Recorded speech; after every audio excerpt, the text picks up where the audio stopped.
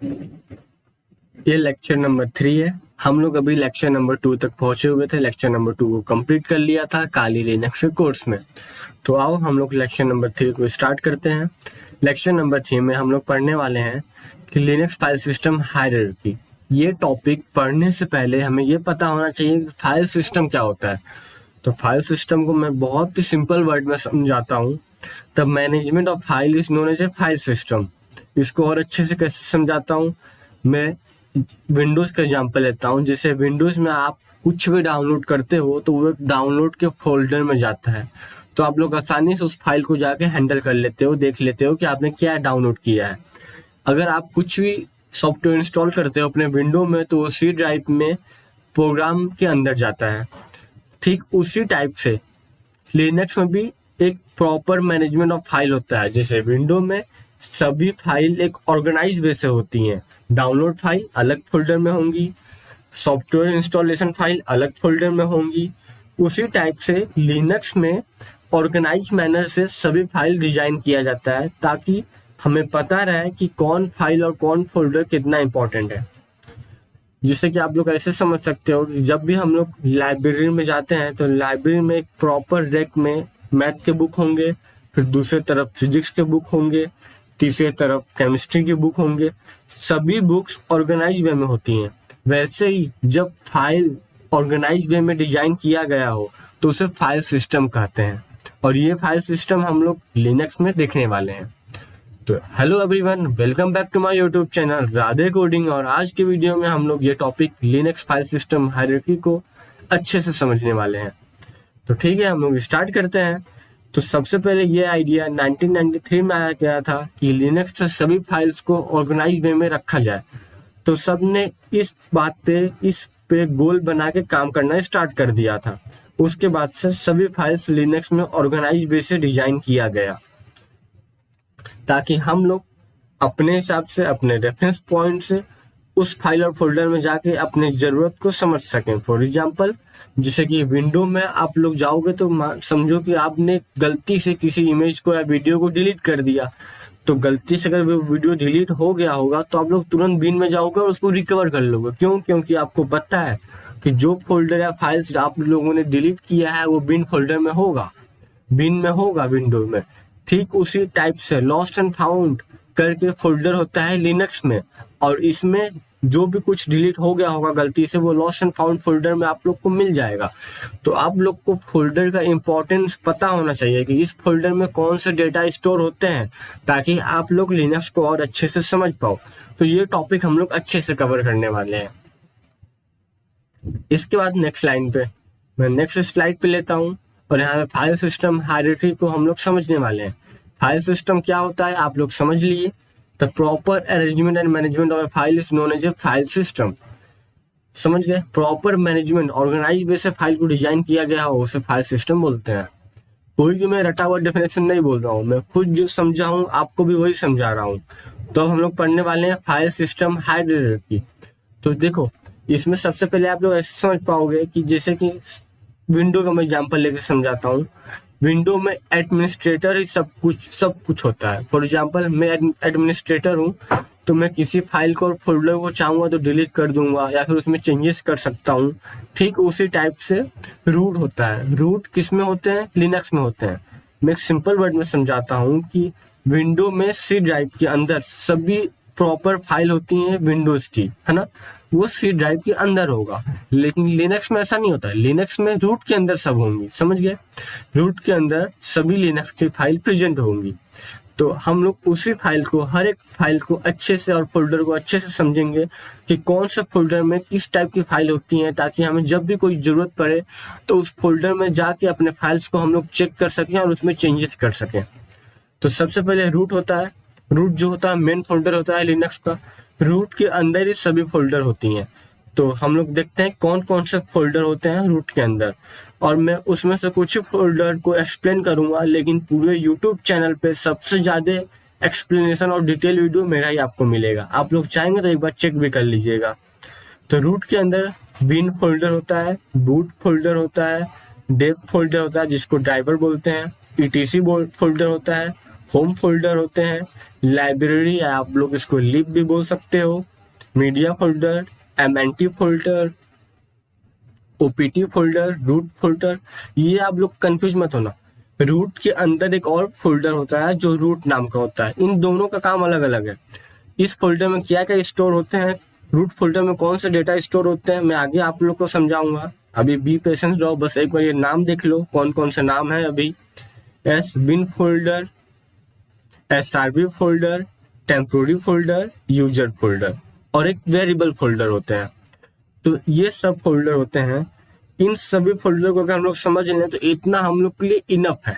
तो इन सभी फोल्डर को हम लोग डेप्थ में समझने वाले हैं, एकदम अच्छे से समझेंगे कौन से फोल्डर में किस टाइप की फाइल्स होती हैं, और मैं अच्छे से कोशिश करूंगा कि आप लोग को समझा सकूं।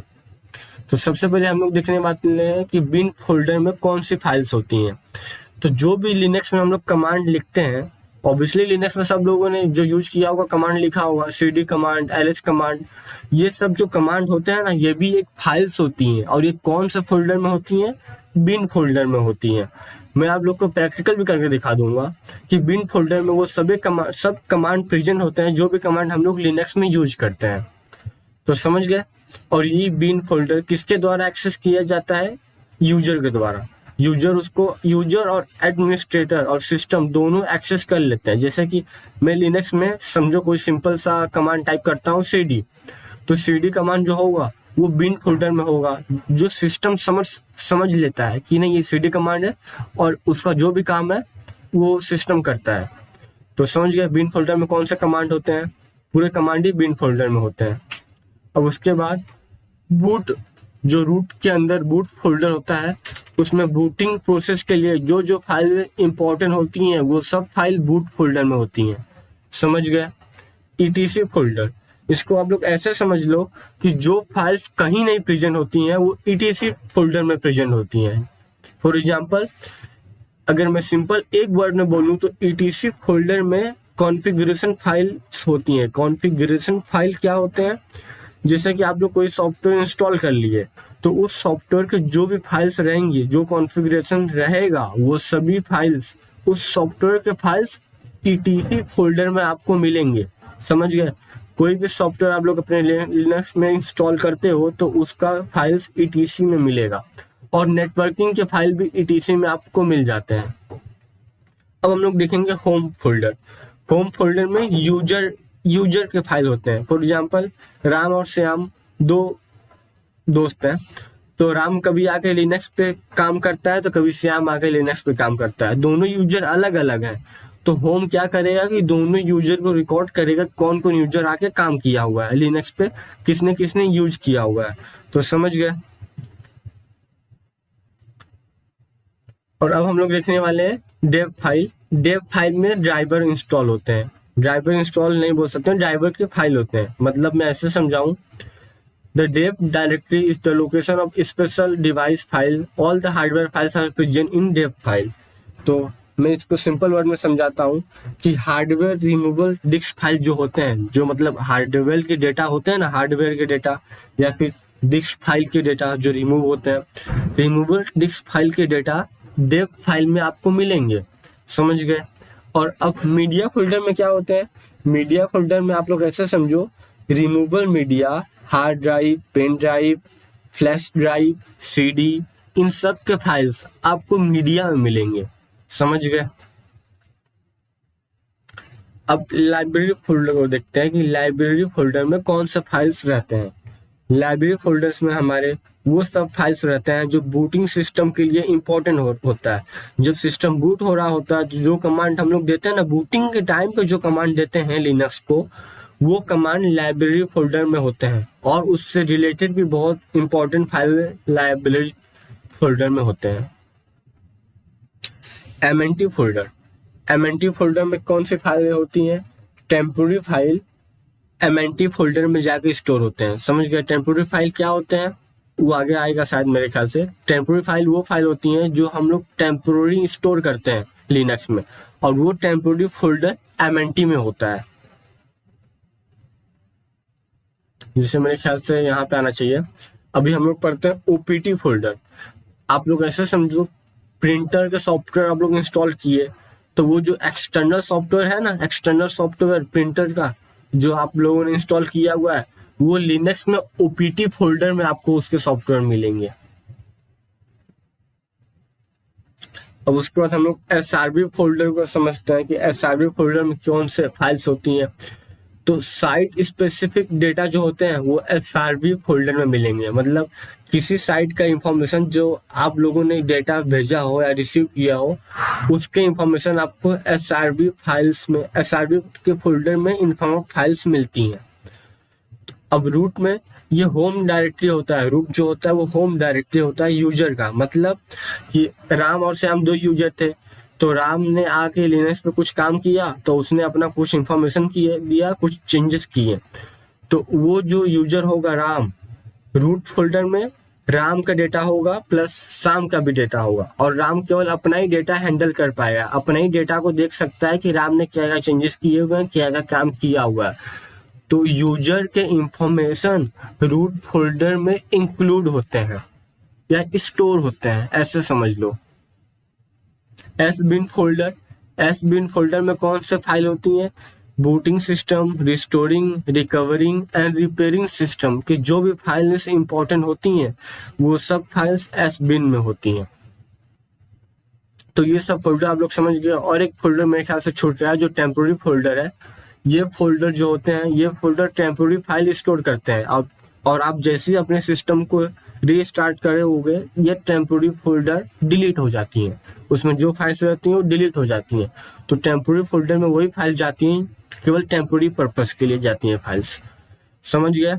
यहाँ तक मैंने आप लोग को बहुत से फोल्डर से आप लोग को इंट्रोडक्शन करा दिया है, और आगे आप लोग को किसी भी फोल्डर से डर नहीं लगेगा कि जब मैं लिनक्स में आप लोग को कुछ काम करूंगा, प्रैक्टिकल दिखाऊंगा हैकिंग से रिलेटेड, तो आप लोग को कोई भी डर नहीं लगेगा, क्योंकि आप लोग इन सभी फोल्डर से परिचित हो चुके हो। तो ठीक है, हम लोग मिलते हैं अपने नेक्स्ट वीडियो में, तब तक take care and bye bye. और एक बात मैं कहना चाहूंगा कि आप लोग please and please types of file, मैंने फाइल सिस्टम और उसके अरेंजमेंट, हायरार्की सबको बता दिया है। आप लोग एक काम कर लेना please, types of file in Linux एक बार आप लोग अपने से पढ़ लेना, क्योंकि ये टॉपिक केवल मैं नहीं पढ़ाने वाला हूँ, तो ये टॉपिक आप लोग अपने से पढ़ लेना। तो मिलते हैं अगले वीडियो में, तब तक take care and bye bye.